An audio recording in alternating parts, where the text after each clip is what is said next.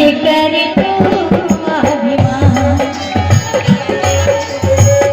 मत कर तू अभिमान रे बंदे, झूठी तेरी शान रे, मत कर तू अभिमान।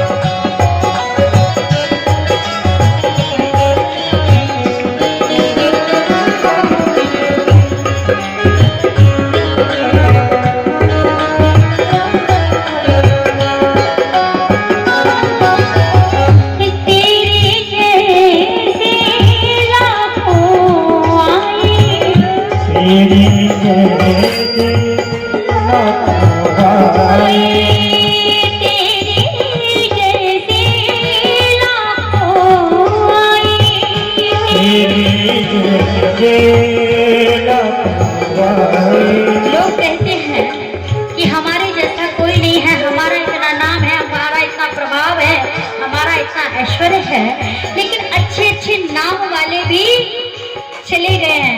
अच्छों का जो बदनाम हुआ है वो भी चले गए हैं, ना नाम रहा ना बदनाम रहा। इसलिए कोई अपने आप में अभिमान न करे, किसी को धन का अभिमान, किसी को स्वरूप का अभिमान, और किसी को ना धन है ना स्वरूप है, उसको भूखा ही सूखा अभिमान। वो कहते हम क्या कम है, वो सोचते हमें बल बहुत है, चाहे बिल्कुल निर्बल हो, तो बिल्कुल अभिमान नहीं होना चाहिए।